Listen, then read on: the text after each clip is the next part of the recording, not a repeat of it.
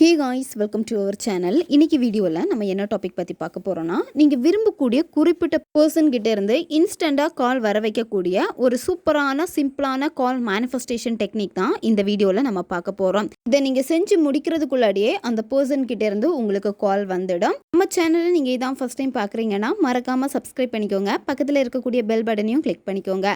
அப்போ தான் நான் போடக்கூடிய வீடியோஸ் எல்லாமே உடனுக்குடன் உங்களுக்கு நோட்டிஃபிகேஷனில் வந்துக்கிட்டே இருக்கும். இந்த மெத்தடை நீங்கள் யாருக்கு வேணும்னாலும் பயன்படுத்தலாம். உங்ககிட்ட பேசிகிட்டு இருந்த நபர் இப்போ பேச மாட்டேங்கிறாங்க, கால் பண்ண மாட்டேங்கிறாங்க அல்லது மெசேஜ் பண்ண மாட்டேங்கிறாங்க அப்படின்னா இந்த கால் டெக்னிக்கை நீங்கள் பயன்படுத்துங்க. 60 செகண்டுக்குள்ளாடியே அந்த பர்சன் உங்களுக்கு கால் பண்ணிவிடுவாங்க. இந்த மெத்தடை நீங்கள் எந்த நேரத்தில் வேணும்னாலும் செய்யலாம், எந்த டேயில் வேணாலும் நீங்கள் ஸ்டார்ட் பண்ணலாம். யாருன்னே தெரியாத ஒரு நபருக்காக பயன்படுத்தினீங்கன்னா வேலை செய்யாது. உங்ககிட்ட அந்த நபருடைய நம்பர் சுத்தமாக கிடையாது, ஆனால் அவங்க எனக்கு கால் பண்ணணும் அப்படின்னு நீங்கள் இதை ட்ரை பண்ணிங்கன்னா உங்களுக்கு வேலை செய்யாது. உங்களுக்கு அந்த நபரை நல்லா தெரிஞ்சிருக்கும், அந்த நபருக்கு நீங்கள் யாருன்னே தெரிஞ்சிருக்காது, நீங்கள் பேசியிருக்க கூட மாட்டீங்க. இந்த மாதிரி பர்சனுக்கு நீங்கள் பயன்படுத்துகிறப்ப வேலை செய்யாது.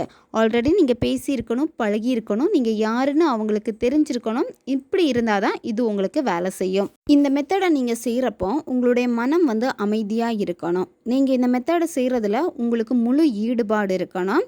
ரொம்ப இன்ட்ரெஸ்டடாக இருந்து செஞ்சால் தான் இது உங்களுக்கு ரிசல்ட்டை கொடுக்கும். அந்த நபர் எனக்கு கால் பண்ணலையே அப்படின்னு ரொம்ப சேடாகிட்டு போய் உட்காந்துட்டு நீங்கள் செஞ்சீங்கன்னா வேலை செய்யாது.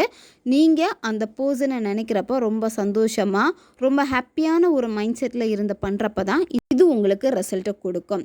இந்த மெத்தடை அமைதியான ஒரு பிளேஸில் உட்காந்துட்டு தான் நீங்கள் செய்யணும். யாரும் உங்களை டிஸ்டர்ப் பண்ணக்கூடாது. உங்களால் சரியாக ஃபோக்கஸ் பண்ண முடியலை அப்படின்னா முதல்ல ஃபோக்கஸ் வர்றதுக்காக ப்ரீத்திங் எக்ஸசைஸ் பண்ணுங்கள். ஒரு 10லேருந்து 15 வாட்டி மூச்சை மெதுவாக ஆழமாக உள்ளே இழுத்துட்டு வாய் வழியாக மூச்சை வெளியே விடுங்க. இந்த மாதிரி நீங்கள் செய்கிறப்போ உங்கள் மைண்டு ரிலாக்ஸ் ஆகும். அதுக்கப்புறமா யாருக்காக செய்ய போகிறீங்களோ அந்த நபருடைய ஃபோட்டோ உங்ககிட்ட இருக்குது அப்படின்னா அவங்களுடைய ஃபோட்டோவை பாருங்கள். ஃபோட்டோவில் அந்த நபருடைய புருவ மத்தியை நீங்கள் ஃபோக்கஸ் பண்ணணும். ஃபோக்கஸ் பண்ணிக்கிட்டே இதுக்கு முன்னாடி அந்த பர்சன் உங்களுக்கு கால் பண்ணியிருப்பாங்க. கால் பண்ணுறப்ப எப்படி நீங்கள் ஹாப்பியாக அட்டன் பண்ணி பேசுனீங்களோ அந்த உணர்வு நிலையை நீங்கள் கொண்டு வரணும். அதை விஷுவல் நீங்கள் பண்ணணும். அந்த இமேஜினேஷனை ஹாப்பியாக நீங்கள் கொண்டு வந்துட்டு அடுத்து என்ன பண்ணணும் அப்படின்னா உங்களுடைய கண்களை மூடிட்டு உங்களுடைய புருவ மத்தியில் வலது கை கட்டை விரலால் அழுத்துங்க.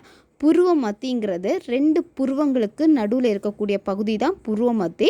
இதில் லைட்டாக ஒரு அழுத்தம் கொடுக்கணும். அழுத்தம் கொடுத்துட்டு அடுத்து என்ன பண்ணணும் அப்படின்னா கண்களை மேல் நோக்கி பாருங்கள். இப்போ நீங்கள் அழுத்தம் கொடுக்குறப்போ அந்த இடத்துல ஒரு மாதிரி உங்களுக்கு இருக்கும். அப்போ கண்களை மேல் நோக்கி அப்படியே பாருங்கள். புருவ மத்தியில் பார்த்துட்டு கண்கள் மூடி இருக்கணும். மூடிட்டு கண்களை மேல் நோக்கி உங்களுடைய புருவ மத்தியில் நீங்கள் ஃபோக்கஸ் பண்ணிவிட்டு உங்கள் 2 கையும் நீங்கள் என்ன பண்ணணும் அப்படின்னா உங்களுடைய காதில் வச்சு அடைச்சிக்கோங்க. 2 கையும் உங்களுடைய காதில் பொத்தி வச்சுக்கோங்க. பொத்தி வச்சுட்டு என்ன பண்ணணும் அப்படின்னா உங்கள் பர்சனை நினச்சிக்கிட்டே மனசுக்குள்ளாடி அவங்களுடைய பேரை 11 வாட்டி நீங்கள் சொல்லணும். கத்தி சொல்லணும். நீங்கள் வாய் விட்டு சொல்லவே கூடாது. மனசுக்குள்ளாடி மனசால் அவங்களுடைய பேரை நீங்கள் சொல்லணும். நீங்கள் அவங்கள என்ன நேமில் அதிகமாக கூப்பிடுவீங்களோ அந்த பெட் நேமே நீங்கள் சொல்லுங்கள். சொல்கிறப்ப கடுக்கடான்னு சொல்லக்கூடாது. அவங்கக்கிட்டேருந்து கால் வருது, அந்த சந்தோஷத்தில் நீங்கள் எவ்வளோ ஹாப்பியாக துள்ளி குதிப்பீங்களோ அந்த உணர்வு நிலையோட அவங்களுடைய பேரை நீங்கள் சொல்லணும். திரும்பவும் சொல்கிறேன், மனசுக்குள்ளாடி தான் நீங்கள் சொல்லணும், வாய் விட்டு சொல்லக்கூடாது.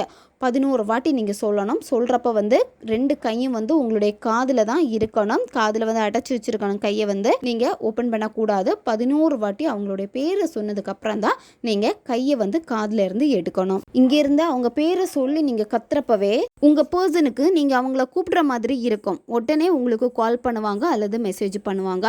அன்எக்ஸ்பெக்டடாக இது நடக்கும். உங்களுடைய ஸ்பெசிஃபிக் பர்சன் உங்களுக்கு கால் பண்ணுவாங்க. அது உங்களுடைய லவ்வராக இருக்கலாம், இல்லை நண்பர்களாக இருக்கலாம், உங்களுடைய க்ரஷ்ஷாக இருக்கலாம், ரிலேட்டிவாக இருக்கலாம். யாரை நினச்சி இதை நீங்கள் செய்கிறீங்களோ அந்த நபர் உங்களுக்கு நிச்சயமாக கால் பண்ணுவாங்க. இதில் ஃபோக்கஸ் ரொம்ப ரொம்ப முக்கியம்.